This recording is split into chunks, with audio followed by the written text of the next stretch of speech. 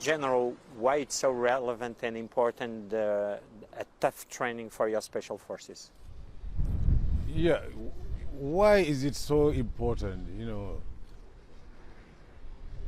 It makes sense that I have come today here to see how the Portuguese QRF is being trained, because I am the one who has received the product in Central Africa.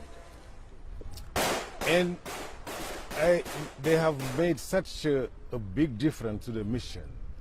They have brought such a valuable added value that myself as a general from, another country, I just feel like I had to come and to see why is this QRF was so good.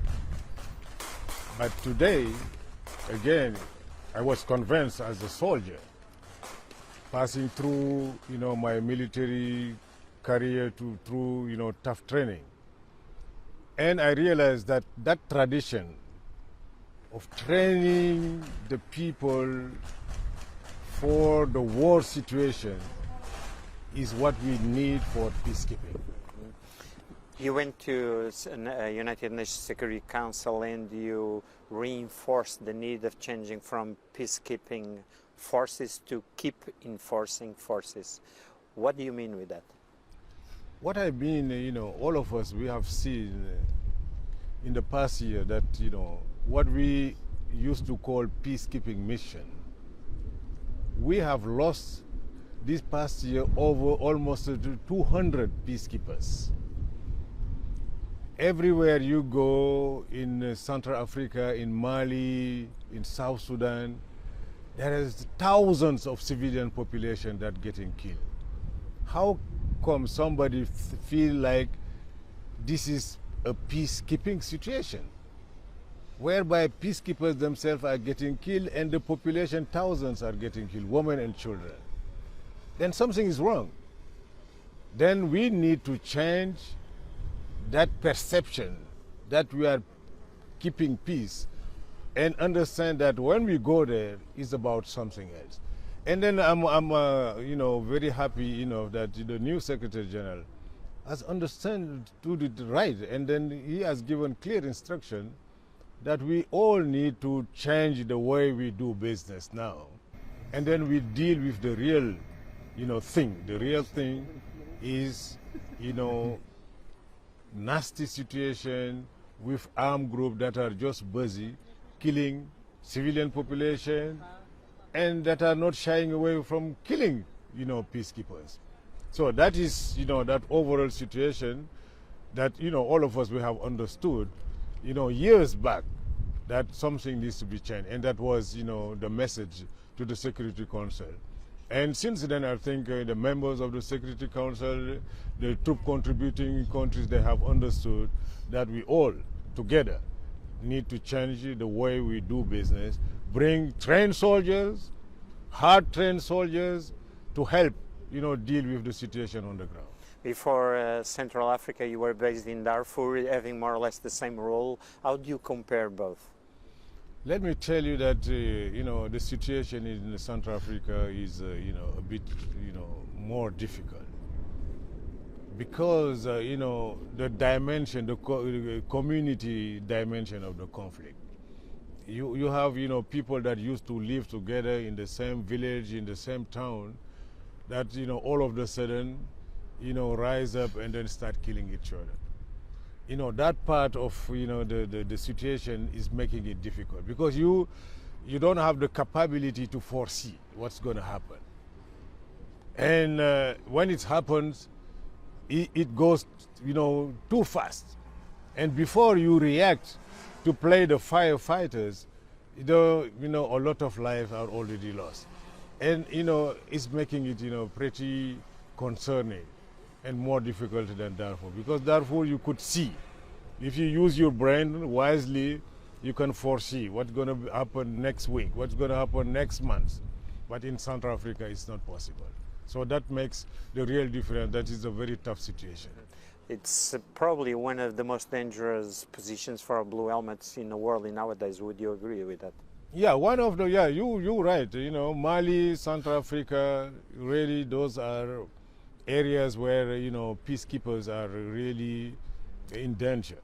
How do you evaluate the Portuguese contingent contribute to your own staff at this stage?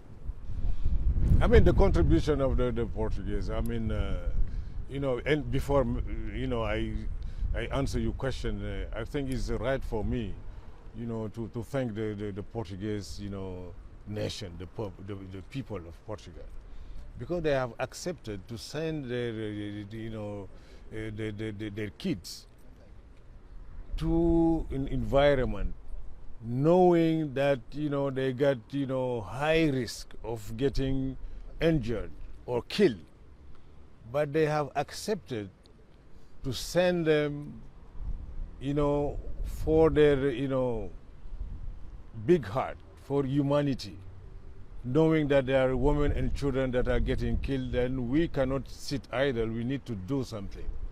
But they move a little bit further. It's not just the idea, but they manage to send the best of their units. Because the troops that are sending, you know, I have witnessed it today, you know, are one of the best that they have. You know, if you take the best that you have and then you send it to somebody, that is, you know, a lot of meanings. And then I want to really thank the people, you know, the nation of Portugal for having that, you know, humanity, you know, in their heart. I mean, they can be proud. They can be proud of their units there.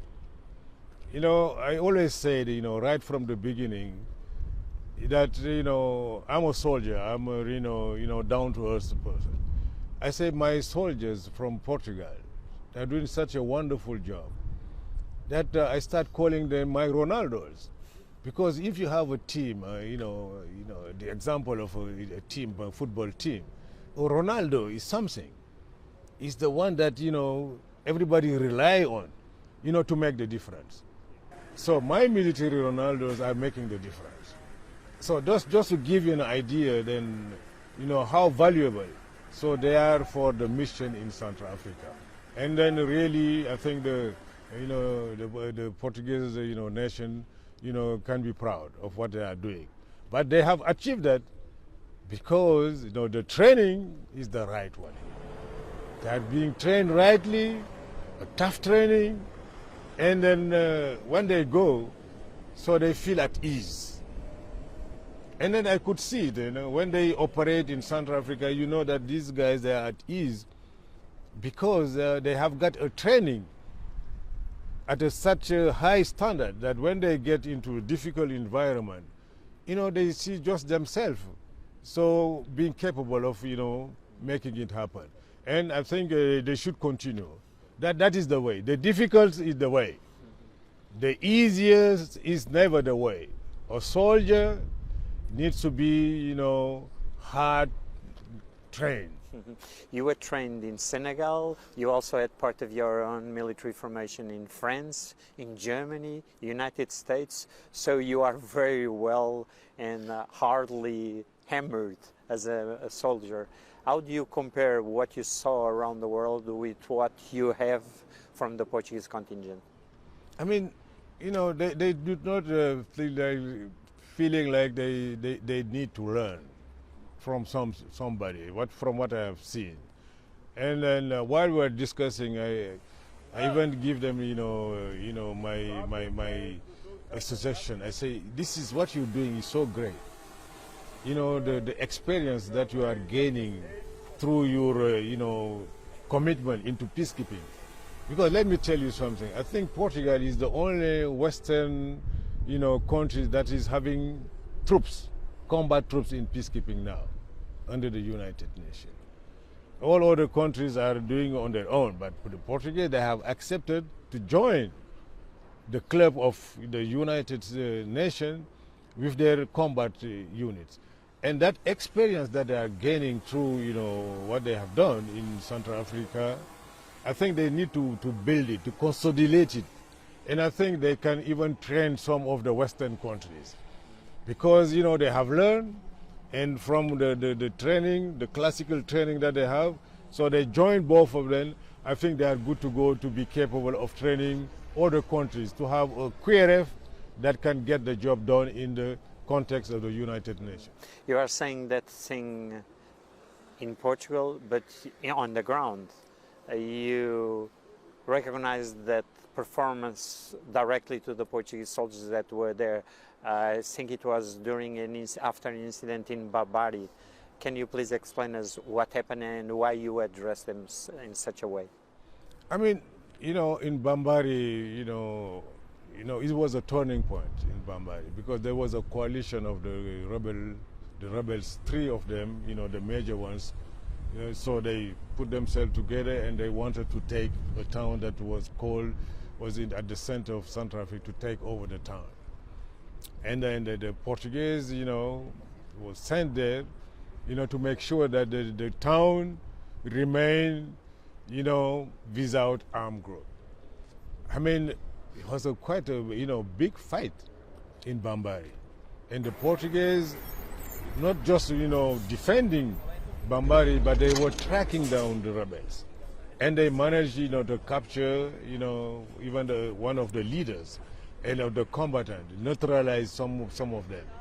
And since that, you know, decisive action, you know, the rebel group start thinking twice. And then to date, Bambari is still, you know, under the control of the United Nations. But that decisive action, offensive action, because, you know, peacekeeping, people feel like we should just defend. But it's not about defend. The defense also can be offensive. And that's what they have proved. And it was, you know, really the first time that we have realized such, you know, action in a peacekeeping mission in Central Africa. And then I was just impressed. And they deserve, you know, the respect of the comrades there, because it was something that was special. And really, it's not just the, you know, Bambari, it's Bokaranga, it's you know, the PK5, you know, operation after operation. Each one of these soldiers, you question them, they will tell you, okay, I have made the difference somewhere. Because they come with this, you know, so this commitment, dedication to make it happen.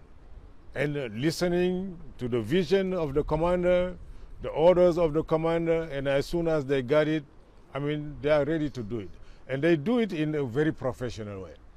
Because so far, I mean, you know, if you look at it, you know, the casualty figures with the Portuguese contingent, I mean, it's quite really, it's not because they are into combat every day. Even the new contingent now is moving to Bambari again. Yeah? It's moving because, you know, of situation that is unfolding. But all of them, you know, they are making it happen. And really, we rely heavily on them, and they are doing the job. They are doing the job, all of them. Bambari, Bokaranga, I can name it, you know. They can give you the list of the operation that they have, you know, carried out in Central Africa. We can be proud of them. No, really, I'm, you know, 100%. You know, I'm not a man that, you know, I'm also a general. The Portuguese are not giving me anything. I'm not getting anything from Portugal. I'm just an honest man. And I'm a soldier. When I see a soldier, I can recognize a soldier. They have soldiers. I'm proud of my soldiers. And then I have come today to see, you know, how they are training. And, you know, even when I go back home, I will advise, you know, my own countrymen, you know, to try to have some military relationship with Portugal, because, you know, there is things also that we can learn, you know, because, you know, and share and share with the Portuguese. Now, thank you to the, you know, the people, the nation of Portugal, for what they are doing for humanity. It's not just for me or for peacekeeping; they are doing it for humanity, because they are saving lives. You know, thousands of lives. Really, I'm serious. Thousands of lives are being saved because, you know, the quick reaction force is reacting quickly. Thank you.